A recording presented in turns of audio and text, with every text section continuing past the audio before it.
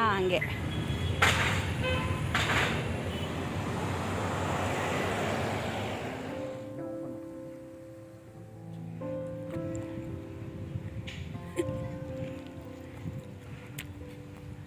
ನೋಡ ಇಲ್ಲ ಒಂದ್ಸಲನು ಅಲ್ಲಿ ನಿಲ್ಸ್ಕೊಂಡಿರ್ತೀನಿ ನಾನು.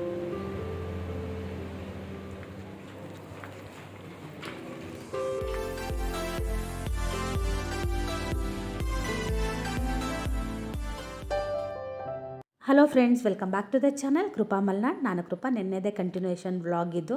ಮಗನ ಜೊತೆ ಇವತ್ತು ಏನೇನೆಲ್ಲ ಆಗುತ್ತೆ ಅನ್ನೋದನ್ನು ನಿಮ್ಮ ಜೊತೆ ಶೇರ್ ಮಾಡ್ತೀನಿ. ಉಡುಪಿ ಕಡೆ ಹೋಗ್ತಾ ಇದ್ದೀವಿ ಅಂತ ಹೇಳಿದೆ ಅಲ್ಲ, ಉಡುಪಿಲಿ ತುಂಬ ಟ್ರಾಫಿಕ್ ಇತ್ತು ಇವತ್ತು.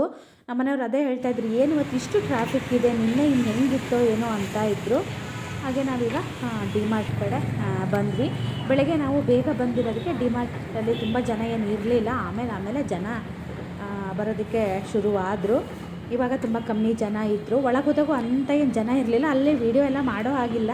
ಆದ್ರೂ ನಾನು ಸ್ವಲ್ಪ ಕದ್ದು ಮುಚ್ಚಿ ವೀಡಿಯೋಗಳನ್ನ ಮಾಡಿಕೊಂಡೆ. ತುಂಬ ವೀಡಿಯೋನೇ ಮಾಡಿಕೊಂಡೆ ನಾನು, ಗೊತ್ತಾಗಿಲ್ಲ ಯಾರಿಗೂ. ಹಾಗೆ ವೀಡಿಯೋನ ಮಾಡಿಕೊಂಡೆ. ಬೇರೆಯವ್ರ ಹೆಲ್ಪ್ ತೊಗೊಂಡು ಮಾಡ್ತಾಯಿದ್ದೆ. ಈ ಸಲ ನಾನು ಅಲ್ಲಿ ಇಟ್ಟುಬಿಟ್ಟು ವೀಡಿಯೋಗಳನ್ನ ಮಾಡ್ಕೊತಾ ಇದ್ದೆ. ಯಾರೂ ನಮ್ಮನ್ನ ನೋಡಲಿಲ್ಲ. ಇವತ್ತು ಡಿಮಾರ್ಟಲ್ಲಿ ಏನೆಲ್ಲ ನನ್ನ ಮಗ ಶಾಪಿಂಗ್ ಮಾಡ್ತಾನೆ ಅನ್ನೋದನ್ನು ನಿಮ್ಮ ಜೊತೆ ಶೇರ್ ಮಾಡ್ತೀನಿ. ಹೋದ ತಕ್ಷಣ ಬ್ಯಾಗಿಗೆ ಅದೇನೋ ಹಾಕಿ ಕೊಡ್ತಾರೆ, ಟ್ಯಾಗ್ ಥರದ್ದು. ಬೇಡ ಅಲ್ಲಿ ಒಳಗೆ ಬಿಡೋದಿಲ್ಲ, ಹೋಗಿ ಹಾಕ್ಸ್ಕೊಂಡು ಬರಬೇಕು. ಒಳಗೆ ತಗೊಂಡಿದ್ದೆ ಅಷ್ಟಕ್ಕೆ ಗೋಡಂಬಿ ಇತ್ತು, ನೋಡ್ತಾ ಇದ್ದೆ. ಹೋದ್ಸಲ ನಾನು ತೊಗೊಂಡು ಹೋಗಿದ್ದೆ ಅಲ್ವಾ, ಅದಕ್ಕೂ ಇದಕ್ಕೂ ಕಂಪೇರ್ ಮಾಡಿ ನೋಡ್ತಾ ಇದ್ದೆ. ಬೇರೆ ಅಂಗಡಿಗಳಿಗೆಲ್ಲ ಹೋಲಿಸಿದ್ರೆ ಡಿಮಾರ್ಟಲ್ಲಿ ಸ್ವಲ್ಪ ರೀಸನಬಲ್ ಪ್ರೈಸಲ್ಲಿ ಇರುತ್ತೆ. ಯಾಕೆ ಅಂದರೆ ಇಲ್ಲಿ ಜನನೂ ತುಂಬ ಬರ್ತಾರೆ ಮತ್ತು ಬೇಗ ಸೇಲ್ ಕೂಡ ಆಗುತ್ತೆ, ಸ್ಟಾಕ್ ಉಳಿಯೋದೇ ಇಲ್ಲ. ಹಾಗಾಗಿ ಅಂತ ನಾನು ಯಾವುದೋ ವೀಡಿಯೋದಲ್ಲಿ ನೋಡಿದ್ದೆ. ನಾನೇನಾದರೂ ತಪ್ಪಾಗಿದ್ದರೆ ನೀವು ಹೇಳಿ. ನಾವು ಇದೊಂದು 2ನೇ ಸಲನ 3ನೇ ಸಲನ ಬಂದಿರೋದು. ನನಗೆ ಅನ್ನಿಸ್ತು 6 ತಿಂಗಳು 3 ತಿಂಗಳಿಗೆ ಒಂದ್ಸಲ ಬರಬೇಕು ಅಂತ ಹೇಳಿ. ನಮ್ಮ ಶ್ರೇಯು ಬಂದಿದ್ದು ಒಂದು ಚಪ್ಪಲ್ ತೊಗೊತೀನಿ, ಆಮೇಲೆ ಒಂದು ನೋಟ್ಬುಕ್ ತೊಗೊತೀನಿ, ಒಂದಷ್ಟು ಪೆನ್ ತೊಗೊತೀನಿ ಅಂತ. ಅದು ಯಾವುದನ್ನು ಫಸ್ಟ್ ತೊಗೊಳ್ಲಿಲ್ಲ. ಅವನು ತಿನ್ನೋಕ್ಕೇನು ಬೇಕು ಅದನ್ನು ತೊಗೊತಾ ಇದ್ದ. ಮಕ್ಕಳೇ ಹಾಗೆ ಅಲ್ವಾ. ನಮ್ಮ ಮನೆಯವ್ರಿಗೆ ಪಾಪ ಟೆನ್ಷನ್ ಆಗ್ತಾಯಿದೆ ಅನಿಸುತ್ತೆ. ನಾನು ಏನೂ ಎಲ್ಲೂ ಕರ್ಕೊಂಡು ಹೋಗಲ್ಲ ಅಂತೆಲ್ಲ ಹೇಳ್ತಾ ಇದ್ದರು. ನಾವು ಹಂಗೆ ಬಂದ ಮೇಲೆ ಏನಾದರೂ ಒಂಚೂರು ಕತ್ರಿ ಹಾಕ್ತಿದ್ರೆ ನಮಗೆ ಸಮಾಧಾನ ಅಂತ ಅನಿಸಲ್ಲ. ನಾನು ಗಾಜಿನ ಬಾಟ್ಲುಗಳನ್ನ ನೋಡ್ತಾ ಇದ್ದೆ. ನನಗೆ ಇನ್ನು 2 ತೊಗೋಬೇಕಿತ್ತು, ಆದರೆ ನನಗೆ ಈ ಸಲ ಬೇಡ ಅಂತ ಹೇಳಿದ್ರು ನಮ್ಮ ಮನೆಯವರು. ಇನ್ನೊಂದು ಸಲ ಯಾವಾಗಾದರೂ ಕೊಡಿಸ್ತೀನಿ ಅಂದರು. ಹಾಗಾಗಿ ನಾನು ಅದನ್ನು ತೊಗೊಳ್ಲಿಲ್ಲ. ಆದರೂ ಏನೋ ಗೊತ್ತಿಲ್ಲ, ಸೂಪರ್ ಮಾರ್ಕೆಟ್ಗಳಿಗೆ, ಬಟ್ಟೆ ಅಂಗಡಿಗೆಲ್ಲ ಹೋದಾಗ ಮೈ ಮೇಲೆ ಸ್ವಲ್ಪ ನಾಗವಲ್ಲಿ ಬರೋದು ಜಾಸ್ತಿ. ಅದು ಬೇಕು ಇದು ಬೇಕು ಕಂಡಿದ್ದೆಲ್ಲ ತಗೊತೀವಿ. ನಮ್ಮ ಮನೆಯವ್ರು ಏನು ಹೇಳಿದರು ಅನ್ನೋದನ್ನು ಕೂಡ ನಿಮಗೆ ತೋರಿಸ್ತೀನಿ.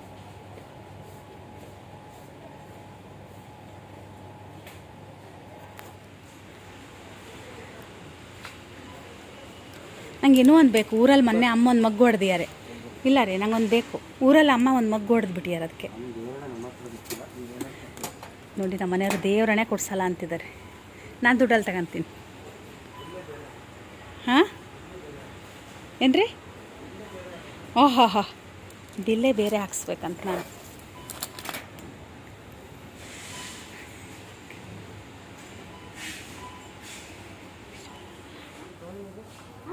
ನಾನು ಸ್ಪಾರಲ್ಲಿ ಯಾವಾಗಲೂ ಮಗ್ಗಳನ್ನ ತೊಗೊತಾ ಇದ್ದೆ. ಅಲ್ಲಿ ಸ್ವಲ್ಪ ಚೀಪ್ ಇರ್ತಾಯಿತ್ತು. ಅವಾಗಂತೂ ಏನು ರೇಟ್ ಆಗಿಬಿಟ್ಟಿದೆ ಗೊತ್ತಾ. ಇಲ್ಲೂ ಅಷ್ಟೇ, ನಮ್ಮ ಮನೆಯವ್ರು ತೊಗೊಂಡಿದ್ದು 200 ರೂಪಾಯಿ ಮಗ್ಗು. ನಾನು ಯಪ್ಪ ನಂಗೆ ಅಷ್ಟು ಕಾಸ್ಟ್ಲಿದು ಬೇಡ ಅಂತ, ಯಾಕಂದರೆ ಒಂದು ಕೊಡಿಸಿದ್ದಾರೆ. ನಂಗೆ ಅದು ಬೇಡ ಅಂತ ಹೇಳಿ ಅದನ್ನ ಇಟ್ಬಿಟ್ಟು ಆ ದುಡ್ಡಲ್ಲೇ 3 ಮಗ್ಗು ತೊಗೊಂಡೆ. ನಮ್ಮ ಮನೆಯವ್ರು ಹೇಳ್ತಾರೆ, ನಿನ್ನ ದುಡ್ಡಲ್ಲೇ ನೀನು ತೊಗೋ ಅಂತ. ನಿಜ ಹೇಳ್ತೀನಿ, ನನಗೆ ಈ ಮಗ್ಗಿರೋ ಕಡೆ ಬಂದಾಗ ಮಾತ್ರ ನನ್ನ ಮೈಮೇಲೆ ನಾಗವಲ್ಲಿ ಬರೋದಂತೂ ಹೌದು. ಏನು ತೊಗೊಂಡ್ಲಿ ಏನು ಬಿಡಲಿ ಅಂತ ಎಷ್ಟು ಹೊತ್ತು ಡಿಮಾರ್ಟಲ್ಲಿ ಕಳೆದು ಆ ಟೈಮ್ ನಾನು ಇಲ್ಲಿ ಮಗ್ಗು ತೊಗೊಳ್ಳಲ್ಲೇ ಕಳೆದೆ. ನಿಮಗೂ ಹಾಗೆ ಅನಿಸುತ್ತೆ? ಒಂದೊಂದು ಸಲ ಅನಿಸುತ್ತೆ, ನಾವು ಇಷ್ಟಪಟ್ಟಿದ್ದನ್ನು ಕಂಡಾಗ ತೊಗೋಬೇಕು ಅಂತ ಅನಿಸುತ್ತೆ. ನಮ್ಮ ಮನೆಯವ್ರಿಗೆ ಅಂದೆ, ಸುಮ್ಮನಿರಿ, ದುಡಿಯೋದೇ ಖರ್ಚು ಮಾಡೋಕ್ಕಂತ ಎಲ್ಲ ಪದೇ ಹೇಳ್ತೀರಾ, ಇಲ್ಲಿ ಡಿಮಾರ್ಟಿಗೆ ಬಂದಾಗ ಮಾತ್ರ ಹಿಂಗೆ ಅಂತೀರಲ್ಲ ಅಂಥೇಳಿ. ನೋಡಿ ನನ್ನ ಕೈಯಲ್ಲಿ ಎಷ್ಟು ಮಗ್ಗಿದ್ದಾರೆ ಅಂತ. 3 ಮಗ್ಗು ತೊಗೊಂಡೆ. ಊರಲ್ಲಿ ಅಮ್ಮ ಒಂದು ಮಗ್ಗು ಹೊಡೆದಿದ್ರು. ಹಾಗಾಗಿ ನನ್ನ ತಂಗಿ ತಂದು ಕೊಟ್ಟಿದ್ಲು, ಸೇಮ್ ಒಂದೇ ಥರದ್ದೇ. ನಾನು ಇಲ್ಲೊಂದು ಅಲ್ಲೊಂದು ಇಟ್ಕೊಂಡಿದ್ದೆ. ಇಲ್ಲಿದು ಹ್ಯಾಂಡ್ಲು ಮುರಿದೋಗ್ಬಿಟ್ಟಿದೆ, ಅಲ್ಲಿದು ಹೊಡೆದೋಗ್ಬಿಟ್ಟಿದೆ. 11 ಗಂಟೆನೂ ಆಗಿಲ್ಲ.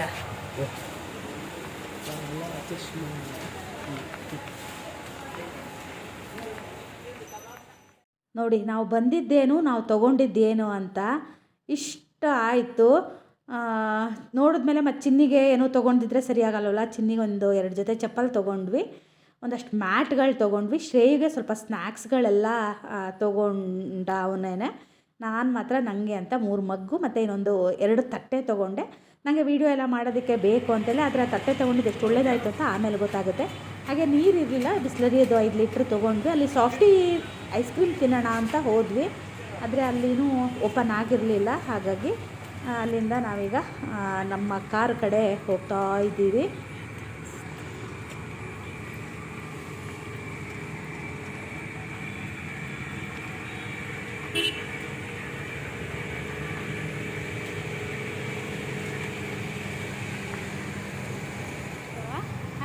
ನನಗೆ ಏನಾರು ತಿನ್ನಬೇಕು ಅನ್ಸುತ್ತೆ, ಅದೇನೋ ಆಗಿದೆ ಲಾಕು. ಹಿಂದ್ಗಡೆ ಓಪನ್ ಮಾಡಿ ತಗ, ನಿಧಾನ ಹಾಕು ಮಗ್ಗೆಲ್ಲ. ನಾನೇ ಏನಾದರೂ ಇಷ್ಟು ಖರ್ಚು ಮಾಡಿಸಿದ್ರೆ ಎಷ್ಟು ಬೈದಿರಾರ ಏನೋ. ಮಗ ಮಾಡಿಸಿದ್ದಕ್ಕೆ ಏನೂ ಮಾತಾಡಿಲ್ಲ. ಮಗ ಅದನ್ನು ತೆಗಿಬೇಡ, ಮ್ಯಾಟ್ ಒಳಗೆ ಸುತ್ತಿ ಹಾಕು. ನಾನು 2 ತಟ್ಟೆ ತೊಗೊಂಡೆ, ವೀಡಿಯೋಕ್ಕೆಲ್ಲ ಚೆನ್ನಾಗಾಗುತ್ತಲ್ಲ ಅಂತ ಹೇಳಿ. ನಿಂದು ಅಲ್ಲಿ ಸೈಡಿಗೆ ಹಾಕೊಳ್ಳೋಣ, ಅಲ್ಲೇ ಒಂದು ಸೈಡಿಗೆ ಹಾಕ್ಬಿಡು ನೀನು. ಹಾಂ ಅಮ್ಮ, ಏನೂ ತಗೊಳ್ಳಲ್ಲ ಅಂತ ಹೋದವರು ಬಿಲ್ ಎಲ್ಲಾಯ್ತು? ಬಿಲ್ ಕೊಡು. ಎಂಥದ ನಂಗೆ ಏನಾದ್ರು ತಿನ್ನಕ್ಕೆ ಬೇಕಣ್ಣ? ಆರ್ಬಿಟ್ಟೆ ಬೇಡ ಬರೋಣ, ಏನಾದ್ರು ತಣ್ಣ ಕುಡಿಯೋಣ ಅನಿಸ್ತೈತೆ. ಸೆಕೆ ಅಂದರೆ ಸೆಕೆ. ನಾನು ಒಳ್ಳೆ ಸ್ವೆಟರ್ ಹಾಕ್ಕೊಂಡು ಹೋಗಿದ್ದೀನಿ, ಆಮೇಲೆ ಸ್ವೆಟರ್ ತಗೊಂಡು ಇದು ಮಾಡಿದೆ. ಮ್ಯಾಟ್ಗಳು ಕೆಳಗೆ ಮ್ಯಾಟ್ ತೊಗೊಂಡ್ವಿ. ಹೋದಾಗೆಲ್ಲ ಮ್ಯಾಟ್ ತಗೊಂತೀವಿ, ನಮ್ಮ ಸಿಂಬ ಹರಿತಾನಲ್ಲ ಹಂಗಾಗಿ. ಈಗ ಹರಿಯೋದು ಬಿಟ್ಟಿದ್ದಾನೆ ಪಾಪ ಅಂದರು ಮಗ. ಹಾಂ ಹಂಗೆ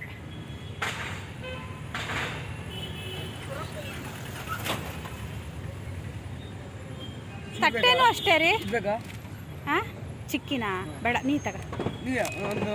ಬೇಡ ನಿಂಗೆ, ನಂಗಾರ ಸಿಗುತ್ತೆ, ನಿಂಗೆ ಸಿಗಲ್ಲ.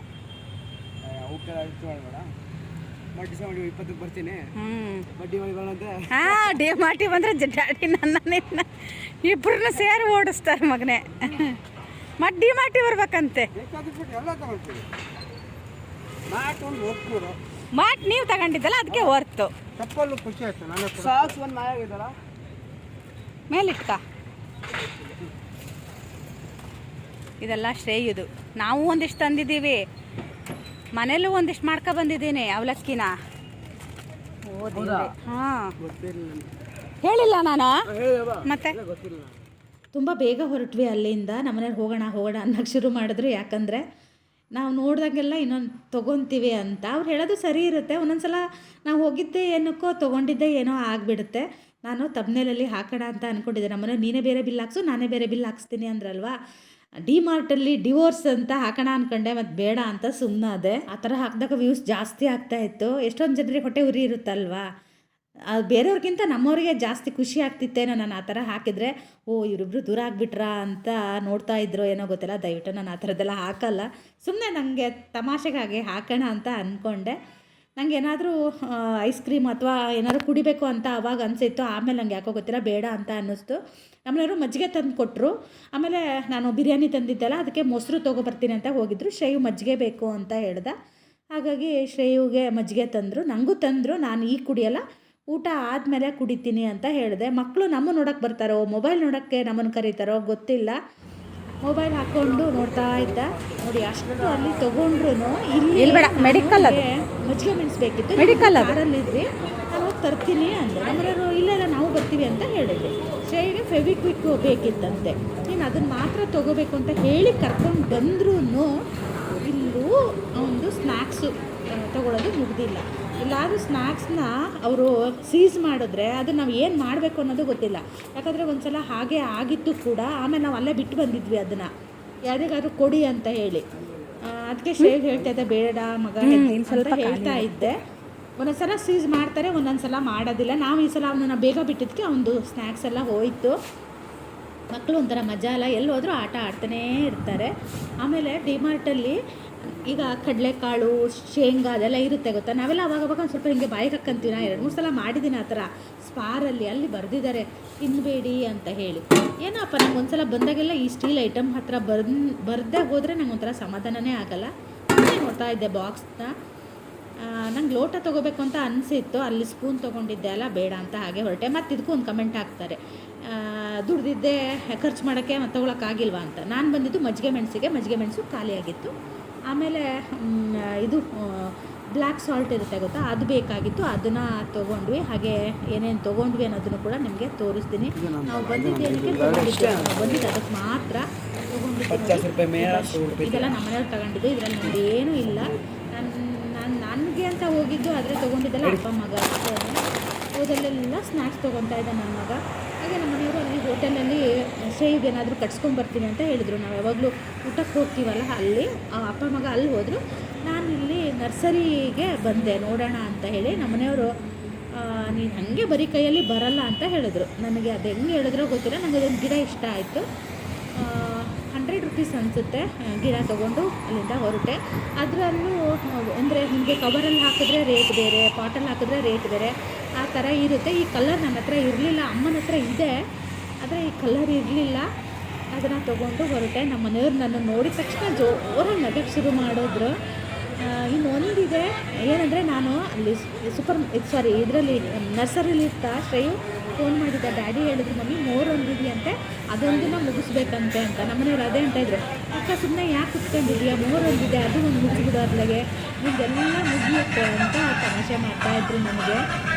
ಈಗ ನಾವು ಸ್ಕೂಲ್ ಕಡೆನೇ ಹೊರಟ್ವಿ, ಆದರೆ ಸ್ಕೂಲ್ ಒಳಗೆ ಬಿಡೋದಕ್ಕಲ್ಲ, ಇಲ್ಲಿಂದ ಸ್ವಲ್ಪ ದೂರ ಹೋಗ್ಬಿಟ್ಟು ಊಟ ಮಾಡೋಣ ಅಂತ ಹೋದ್ವಿ. ಅಲ್ಲಿ ನಾವು ತಿನ್ನಬೇಕಿದ್ರೆ ಜಾಗ ನೋಡಿದ್ವಿ ಅಲ್ಲ, ಅಲ್ಲೇ ಹೋಗೋಣ ಅಂತ ಅಂದು ಬೇಡ ಇಲ್ಲೆಲ್ಲ ಓಡಾಡ್ತಿರ್ತಾರೆ ಅಂತ ಹೇಳಿದೆ. ಹಾಗಾಗಿ ಅಲ್ಲಿಂದ ಸ್ವಲ್ಪ ದೂರ ಹೋದ ತಕ್ಷಣ ಅಲ್ಲೊಂದು ದೇವಸ್ಥಾನ ಇತ್ತು. ದೇವಸ್ಥಾನದ ಹತ್ರ ಹೋಗಲಿಲ್ಲ ನಾವು, ಅಲ್ಲಿಂದ ಸ್ವಲ್ಪ ದೂರ ದೇವಸ್ಥಾನದ ಆಪೋಸಿಟ್ ಬಂದು ಕೂತ್ಕೊಂಡ್ವಿ. ಜಾಗ ಮಾತ್ರ ತುಂಬ ಚೆನ್ನಾಗಿತ್ತು. ಅದೇ ಚಾಪೆ ಒಂದು ತರಲಿಲ್ಲ, ಆದರೆ ಏನಂದರೆ ನಾವು ತಟ್ಟೆ ತೊಗೊಂಡಿದ್ದು, ಮ್ಯಾಟ್ ತೊಗೊಂಡಿದ್ದು ಒಳ್ಳೆಯದಾಯಿತು. ಎಲ್ಲರೂ ಒಂದೊಂದು ಹಾಕ್ಕೊಂಡು ಇಲ್ಲೇ ಕುತ್ಕೊಂಡ್ವಿ. ಅವ್ರು ಹೇಳಿದ್ರಲ್ಲಿ ಎದುರುಗಡೆ ಇರೋರು ದೇವಸ್ಥಾನಕ್ಕೆ ಹೋಗಿ ಊಟ ಮಾಡಿ ಅಂತ. ನಮಗೆ ಒಂಥರ ಮನಸ್ಸಿಗೆ ಸಮಾಧಾನ ಅನ್ನಿಸ್ಲಿಲ್ಲ, ಹಾಗಾಗಿ ನಾವಿಲ್ಲೇ ಕುತ್ಕೊಂಡ್ವಿ. ಹಾಗೆ ಎದುರುಗಡೆ ಮನೆಯವರು ನಮಗೆ ಪಾಪ ನೀರು ಏನಾದರೂ ಬೇಕಿದ್ದರೆ ಕೇಳಿ ಅಂತ ಹೇಳಿದ್ರು. ನಾನು ಸ್ವಲ್ಪ ನೀರು ಇಸ್ಕೊಂಡೆ, ಅಂದರೆ ತಟ್ಟೆ ತೊಳೆಯೋದಕ್ಕೆ ಅಂತ.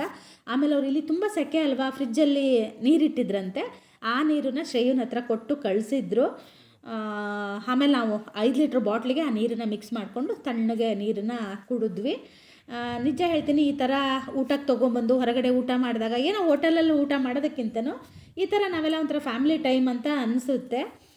ನಾವಂತೂ ತುಂಬ ಎಂಜಾಯ್ ಮಾಡಿದ್ವಿ ಇದನ್ನು. ಶ್ರೇಯಗೂ ಕೂಡ ಇಷ್ಟ ಆಯಿತು. ನಾವು ಈ ಹೋಟೆಲಲ್ಲಿ ಕೂತ್ಕೊಂಡು ಅಥವಾ ಎಲ್ಲೋ ಊಟ ಮಾಡಿದರೆ ಇಷ್ಟು ಚೆನ್ನಾಗಿ ಅಂತ ಅನ್ನಿಸ್ತಿರ್ಲಿಲ್ಲ. ನಾನು ಬಿರಿಯಾನಿ ತಂದಿದ್ದೆ ಅಲ್ಲ, ಶ್ರೇಯಿಗೆ ಕೆಚಪ್ ತೊಗೊಂಡು ಬಂದಿದ್ದೆ. ಅವನು ಅಲ್ಲಿ ಹೋಟೆಲಲ್ಲಿ ಇದನ್ನು ತೊಗೊಬಂದಿದ್ದ, ಗೋಬಿ ಮಂಚೂರಿ ಅಲ್ಲ, ಕಾರ್ನ್ ಮಂಚೂರಿ ತಂದಿದ್ದ. ಅದು ಚೆನ್ನಾಗಿತ್ತು. ಅದಕ್ಕೆ ಅದನ್ನು ಅಲ್ಲಿ ಕೆಚಪ್ ಏನು ಕೊಟ್ಟಿರಲಿಲ್ಲ, ಅದಕ್ಕೆ ನಮ್ಮ ಮನೆಯವರೆಲ್ಲರಿಗೂ ಅದನ್ನು ಹಾಕ್ತಾ ಇದ್ದಾರೆ. ನನಗೆ ಒಂದೇನು ಅನ್ನಿಸ್ತು ಅಂದರೆ, ಡಿಮಾರ್ಟಲ್ಲಿ ನಾನೊಂದು ಹಾಟ್ ಬಾಕ್ಸ್ ತೊಗೋಬೇಕಿತ್ತು ಅಂತ ತುಂಬ ಆಸೆ ಆಗಿತ್ತು.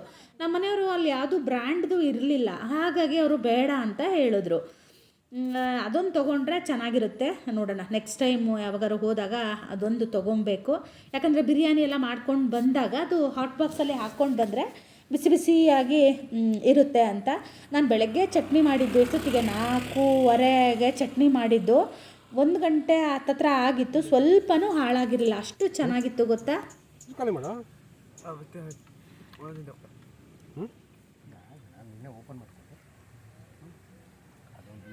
ಗುಳ್ಳೆ ಆಗಿತ್ತು.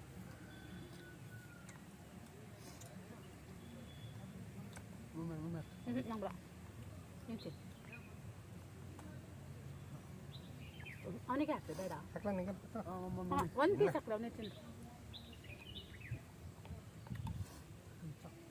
ಹತ್ತೋದು ಈರುಳ್ಳಿ ಇದನ್ನ ತಕ್ಕೊಟ್ಟು ದಪ್ಪ ಬೇಕಾ? ಬೇಡಲ್ಲ, ಸಲ ತರಕ್ಕೆ ಮೆತ್ತನ್ ಚಪಾತಿ ಇದು ಚೆನ್ನಾಗಿದೆ.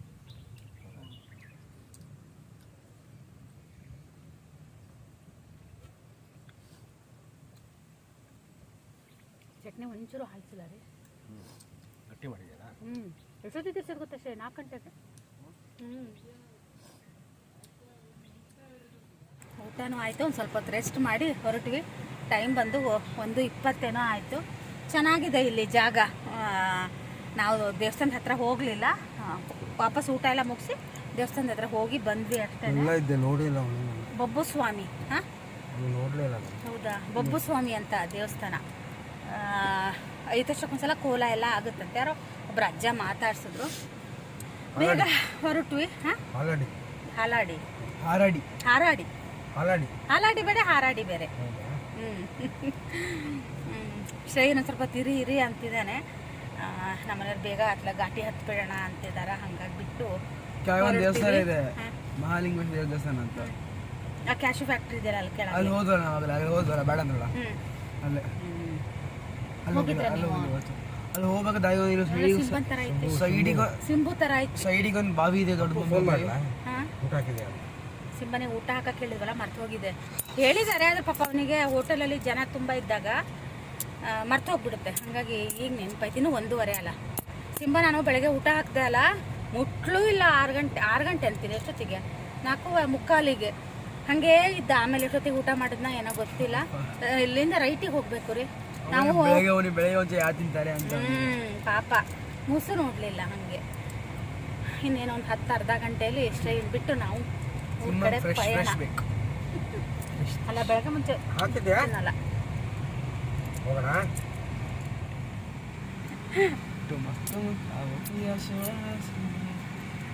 ಪಾರ್ಕಿಂಗ್ ಏನು ಪಾರ್ಕ್ ಮಾಡ್ತಾರಲ್ಲಿ? ಕಾರ್ಸ್ ಯಾವಾಗ? ಓ, ನಿನ್ನೆ. ಪಾರ್ಕಿಂಗ್ ಇಲ್ಲ. ಪಾರ್ಕಿಂಗ್ ಹಂಗೆ ಹತ್ತದು ಇಲ್ಲಿ ಇದ್ದಾಗ ಉಂಟು, ಹತ್ತದ ಇಲ್ಲಿ ಆ ಗಿಡದ ಹಿಂಗೆ ಮಾಡೋದು ಬರೋದು ಈ ಕಡೆ. ಹೌದಾ? ಮತ್ತೆ ತಿಂಗಳ ಬರಕಾಗಲ್ಲ, ಅಲ್ಲಿ ನಿಲ್ಸ್ತಾರೆ ಅಲ್ಲೇ ಇಲ್ಲಿಂದ ಹಿಂಗೆ ಇಲ್ಲಿಂದ ಹತ್ತದ ಹಿಂಗೆ, ಇಲ್ಲಿಂದ ಹಿಂಗೆ ಹಿಂಗೆ ಬರೋದು.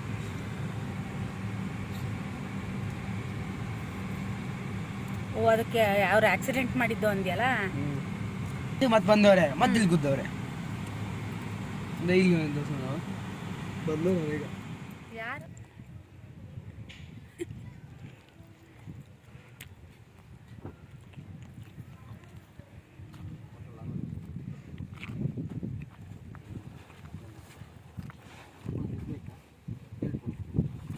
ಬೇಡ, ಬಾಕ್ಸೇ ಕೊಡಿ.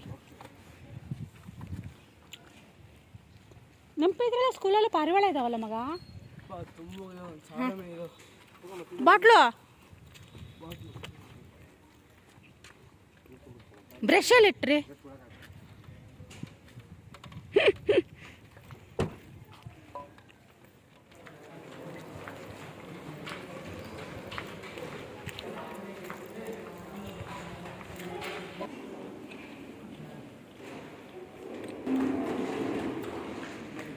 ಅಲ್ಲಿ ನಿಲ್ಸ್ಕೊಂಡಿರ್ತೀನಿ ನಾನು. ಮಗ ಲೆಟ್ರ್ ಬಂದೇ ಇಲ್ಲ. ಮತ್ತೆ ಲೆಟ್ರು ಹಾಕಿಲ್ಲ ಆಮೇಲೆ. ಹಾಂ, ಬೈ. ಚೆನ್ನಾಗಿ ಓದು. ಹಾಂ, ಫುಲ್ ಮೇಲ್ ಬಾ. ಹಾಂ,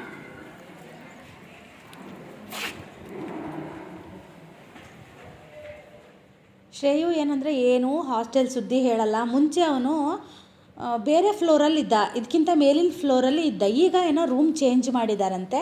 ಹೇಳೇ ಇಲ್ಲ ನನಗೆ. ಇವತ್ತು ಹೇಳ್ತಾ ಇದ್ದಾನೆ, ನಂಗೆ ಗೊತ್ತೇ ಇಲ್ಲ. ನಮ್ಮಿಬ್ಬರು ಮಕ್ಕಳು ಹಾಗೇನೆ, ಏನೋ ಕರೆಕ್ಟಾಗಿ ಹೇಳೋದೇ ಇಲ್ಲ. ನಮಗೆ ಅದೇ ಬೇಜಾರಾಗೋದು. ಹೋದ್ಸಲ ಮೀಟಿಂಗಿಗೆ ಹೋದಾಗ ಕೂಡ ಹೇಳಿದರು, ಶ್ರೇಯುಗೆ ಹೇಳಬೇಕು ಮಗ ಸ್ಕೂಲಲ್ಲಿ ಏನೇನು ನಡೆಯುತ್ತೆ ಅನ್ನೋದನ್ನು. ಹಾಗೆ ನೆಕ್ಸ್ಟು ಡಿಸೆಂಬರಲ್ಲಿ ಕೂಡ ಔಟಿಂಗ್ ಇದೆಯಂತೆ, ಅಂದರೆ ಪೇರೆಂಟ್ಸ್ ಮೀಟಿಂಗ್ ಇದೆಯಂತೆ. ಕೆಲವೊಂದು ಪೇರೆಂಟ್ಸ್ಗಳಿಗೆ ಮಾತ್ರ ಅವರೇ ಫೋನ್ ಮಾಡಿ ಕಂಪಲ್ಸರಿ ಬರಲೇಬೇಕು ಅಂತ ಹೇಳಿದಾರಂತೆ. ನಮಗೇನು ಆ ಥರ ಏನೂ ಫೋನ್ ಬಂದಿಲ್ಲ. ಅದೇ ಹೋಗ್ತೀವೋ ಇಲ್ವೋ ಅನ್ನೋದು ನಮಗೆ ಗೊತ್ತಿಲ್ಲ. ಇದು ಆದ ತಕ್ಷಣ ಅವನಿಗೆ ಎಕ್ಸಾಮ್ ಕೂಡ ಇದೆ ನೆಕ್ಸ್ಟ್ ವೀಕು. ಅದರಲ್ಲಿ ಹೆಂಗೆ ಮಾಡ್ತಾನೋ ನೋಡಬೇಕು. ಹಾಗೆ ಆಗುಂಬೆ ಘಾಟಿನ ಹತ್ತಾ ಇದ್ದೀವಿ. ಹೆದರಿಕೆ ಆಗ್ತಾಯಿತ್ತು ಬೆಳಗ್ಗೆ ಹಂಗಾಗಿದ್ದಕ್ಕೆ, ಆದರೆ ಏನೂ ಆಗಲಿಲ್ಲ, ಆರಾಮಾಗಿ ಹತ್ತಿದ್ವಿ. ಹತ್ತಿದ್ಮೇಲೆ ನಮ್ಮನೆಯವರು ಸೋಡಾ ಕುಡಿಯೋಣ ಅಂತ ಹೇಳಿದ್ರು. ಸೋಡಾ ತೊಗೊಂಡ್ವಿ. ಉಪ್ಪು ಅಂದರೆ ಬಾಯಿಗೆ ಹಾಕಕ್ಕೆ ಬರ್ತಿರ್ಲಿಲ್ಲ, ಅಷ್ಟು ಉಪ್ಪಿತ್ತು. ನಮ್ಮನೆಯವ್ರು ಏನೂ ಹೇಳೋದೇ ಇಲ್ಲ. ನಾನು ಹೇಳಿದೆ ಕುಡಿಬೇಡಿ ಅದನ್ನು ಚೆಲ್ಲಿ ಅಂದರೆ, ನಾನೊಂದು 2-3 ಸಿಪ್ ಕುಡಿದೆ ಅಷ್ಟೇ. ಆಮೇಲೆ ನಾನು ಅದನ್ನು ಕುಡಿಲಿಲ್ಲ. ಹಾಗೆ ಮನೆ ಕಡೆ ಹೊರಟ್ವಿ. ಯಾವುದೇ ರೀತಿಯಾಗಿರೋ ವಿಡಿಯೋ ಮಾಡಲಿಲ್ಲ, ಹಾಗಾಗಿ ಇದು ಹಳೆ ವಿಡಿಯೋನೇ ಹಾಕ್ತಾಯಿದ್ದೀನಿ. ಮಕ್ಕಳನ್ನ ನಾನು ನೋಡೋಕ್ಕೆ ಹೋಗಬೇಕಿದ್ರೆ ಎಷ್ಟು ಖುಷಿ ಇರುತ್ತೆ, ಬಿಟ್ಟು ಹೋಗಬೇಕಿದ್ರೆ ಅಷ್ಟೇ ದುಃಖ ಇರುತ್ತೆ. ಬೇಜಾರಂತ ಅನ್ನಿಸ್ತಾ ಇತ್ತು. ನೆಕ್ಸ್ಟ್ ಮಂತ್ ಇದೆ ಔಟಿಂಗ್, ಹೋಗ್ತೀವೋ ಇಲ್ವೋ ಅನ್ನೋದು ನಮಗೆ ಗೊತ್ತಿಲ್ಲ. ಶ್ರೇಯು ಚೆನ್ನಾಗಿ ಹೊಂದ್ಕೊಂಡಿದ್ದಾನೆ. ನಮ್ಮ ಮನೆಯವರು ಅದೇ ಅಂತ ಇದ್ದರು, ನಮ್ಮ 2 ಮಕ್ಕಳು ಹಾಸ್ಟೆಲಲ್ಲಿ ಚೆನ್ನಾಗಿ ಹೊಂದ್ಕೊಂಡಿದ್ದಾರೆ ಅಂತ. ಅವನೇನಾದರೂ ರಗಳೆ ಮಾಡಿದರೆ ನಮಗೆ ಸ್ವಲ್ಪ ಕಷ್ಟ ಆಗ್ತಾಯಿತ್ತು. ಸ್ವಲ್ಪ ಅಲ್ಲ, ತುಂಬ ಕಷ್ಟ ಆಗ್ತಾಯಿತ್ತು. ಒಂದು ಒಳ್ಳೆ ಸ್ಕೂಲ್ ಕೂಡ ಚೆನ್ನಾಗಿ ಸಿಕ್ಕಿದೆ. ನಿನ್ನೆ ಫಂಕ್ಷನ್ ಕೂಡ ತುಂಬ ಚೆನ್ನಾಗಾಗಿತ್ತಂತೆ. ಅವ್ರದ್ದೇ ಸ್ಕೂಲವ್ರದ್ದು ಲೈವ್ ಬಿಟ್ಟಿದ್ದರು, ಅದನ್ನು ಕೂಡ ನಾನು ನೋಡಿದೆ. ಚೆನ್ನಾಗಿತ್ತು ಶೈವ್ ಡ್ಯಾನ್ಸು. ಅಂದರೆ ಹತ್ತಿರದಲ್ಲಿ ನೋಡ್ದಂಗೆ ಆಗಲಿಲ್ಲ, ದೂರದಲ್ಲಿ ನೋಡ್ದಂಗೆ ಆಯಿತು. ಪರವಾಗಿಲ್ಲ, ಅಷ್ಟಾದರೂ ನೋಡೋಕ್ಕೆ ಸಿಕ್ತು. ಹೋದ ವರ್ಷ ಅದು ನನಗೆ ಸಿಕ್ಕಿರಲಿಲ್ಲ. ಇವತ್ತಿನ ವ್ಲಾಗ್ ಹೀಗಿತ್ತು.